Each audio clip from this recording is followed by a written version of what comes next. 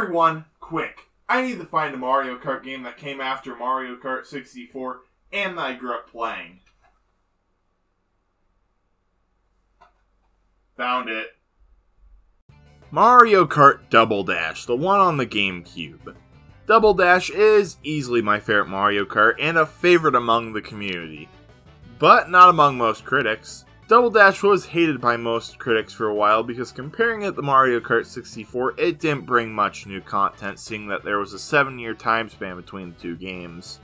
Though it did bring one of the biggest gimmicks Mario Kart had ever seen up to that point, and that was 2 racers per kart. But sadly, this wasn't a big enough change to please most critics. Originally, Mario Kart Double Dash was announced at E3 2001 as Mario Kart for Nintendo GameCube, and they played this trailer with Super Smash Bros. Melee models and go-karts. This was either a very early prototype of the game, or Nintendo needed to show something, and they were like, yeah, why not? About 2 years afterwards, in 2003, Double Dash was formally unveiled to the public and shown to be a new type of Mario Kart, now with a total of 2 racers per kart. The game was later released in November 2003 to mixed reactions, but enough dilly-dallying, let's actually play this.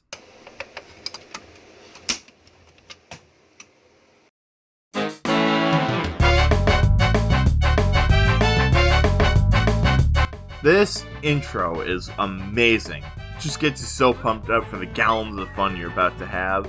Once clicking start and choosing how many players we're playing with, we had a choice of picking between Grand Prix and Time Trials. Time Trials are literally the same thing as they've been in all other Mario Kart games, so let's just stick with the Grand Prix. And wow, would you look at that character roster. Comparing it to most Mario Kart rosters nowadays, it's small, but it is a significant upgrade from 64. And we also have some unlockables now, being Toad and Toadette, and Petey Piranha and King Boo, because that makes perfect sense. It is super odd though that Toad is now unlockable, because I don't think anyone would ever be excited when they unlock Toad, and it's very dumb. And also, this is Toadette's first game, not Mario Kart game, but she wasn't made purely for Double Dash. Anyway, you get to pick 2 characters you want to race with, and this is the first game with changeable karts as well, so that's cool. Now you might be thinking, whoop-de-doo, they have a lot of characters, they probably don't do much. Well, you'd be wrong, because each characters have their own special items, some examples being Mario and Luigi's Fireballs, Wario and Waluigi's Bombs, and Bowser Jr.'s Big Shells. Oh, that's cool and all, but this is all in vain if the tracks are bad, right? Well, we'll just have to find out.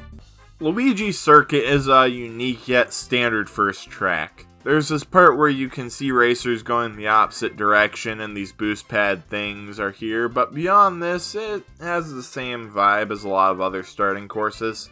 Peach Beach is a lie, only half the track is a beach, with the other half being a Delfino Plaza-esque place.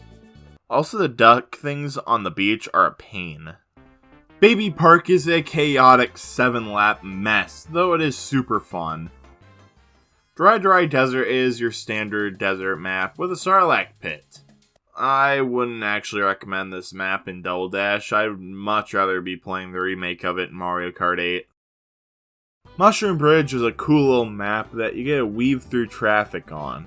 There is also this path up the sides of the bridge I've been trying to get across forever, but every time I fail, holy crap, I did it! I'm finally successful. I don't need this anymore. Mario Circuit is a mess sort of track. I mean, it really doesn't do much to amaze me or offend me. It's just there.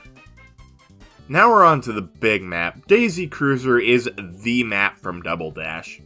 And for good reason. You get a race on a cruise ship with sliding tables and everything. Now this is cool on its own, but for the eagle-eyed viewers out there, you can find this ship on multiple different maps, which is very neat. Waluigi Stadium is a fun map that reminds me of a Demolition Derby for some reason, even though it's not meant to be Demolition Derby. Anywho, it's pretty good, but I prefer its remake in Mario Kart Wii over the original version because, come on, you get bikes in Mario Kart Wii and it's just made for it.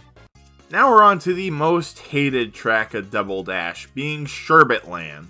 And I don't believe it should get all the hate it gets. I mean, yeah, it isn't the best map in the whole game, but it's just a standard snow track, and I guess these ice things are pretty annoying, actually. Mushroom City is, in my opinion, just a less interesting version of Mushroom Bridge. But now at night, Yoshi Circuit answers the question if we can be Yoshi while driving Yoshi while racing on Yoshi. And the answer is, yes we can, screw you nature. DK Mountain is a very good track, and I'll go as far as to say it is the best Donkey Kong themed thing in a racing game. That's right, Diddy Kong Racing DS fan community. I said it. Wario Coliseum is a giant cage that you wind up racing around, and once you hit the middle, there is a massive pit you can jump. And it is super cool when you end up pulling it off. Dino Dino Jungle is a very unique map. In this map, you get a race alongside dinosaurs. Yeah, that's about it. Bowser's Castle is the perfect iteration of its kind. We have thwomps, fire, lava, more fire, spooky atmosphere, giant statue shooting fire. It's all here, and this is why I believe that this is the ultimate Bowser's Castle. Finally, to wrap things up, we have Rainbow Road, and I don't like this map. There are way too many boost pads and too little rails. Also, the track loves to change angles, which sucks because the camera usually screws up, and then 9 times out of 10 you fall off on that part. This could be me being really bad at the game though, but I don't know. Though I do like the look of the map. Now that we've wrapped up the majority of single-player content, you might be wanting to play with friends, but you don't know what Double Dash offers. Well, let's talk about it. You could always play the Grand Prix with friends and all, but please, real men stroll over to the battle mode with friends. In the battle mode, we have 3 game modes. Balloon Battle, where you need to pop your opponent's balloons with items. Shine Thief, where you need to keep the Shine Sprite till the end. And Bob-omb Blast, where you need to hit your friends with Bob-ombs. We also have multiple maps to play on, being Cookie Land, Block City, Pipe Plaza, and this oddball. I love this one. It's an odd track, but it's on the GameCube, so what's not to love? But wait, there's also 2 unlockable stages, being Luigi's Mansion and Tilt-A-Kart. Both are pretty neat.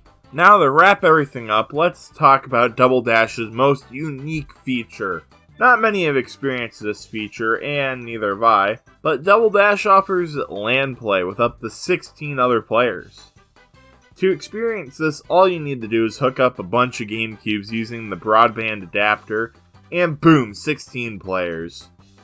Wish I could talk more about this, but I don't know much about it, and from what I've seen, it just looks amazing. So that was Mario Kart Double Dash, multiplayer and all. Oh yeah, I forgot to talk about the bonus disc. So, as a pre-order bonus from some retailers, you can get a demo disc with your Double Dash. Let's just go over a couple, mainly the ones I find entertaining. Mario Party 5 is the first game on here, and it just lets you play some mini games. I specifically remember playing this one where you have to avoid penguins, but excluding all nostalgia, I think that it has a pretty good selection of minigames. Our next demo is Sonic Heroes, and oh boy do I love this demo, even more than the full game of Sonic Heroes. This demo includes a total of 2 stages, Seaside Hill and Bullet Station. One of them being one of my favorite 3D Sonic stages, and the other still being pretty good. Aside from those 2, the disc also includes a demo for Rogue Squadron 3, F-Zero GX, and Teenage Mutant Ninja Turtles, all of them being entertaining to play. We also have some trailers on this thing, like 1080 Avalanche, Kirby Air Ride, and SpongeBob Battle for Bikini Bottom. All of these being solid trailers. Mario Kart Double Dash may not be a favorite among most critics, but in minds of gamers everywhere, it is a truly legendary game. It brings us a very unique gimmick and many legendary maps. You know, it truly cemented itself as a legendary game. Even though they made Toad an unlockable character. Like, seriously, why did they do that?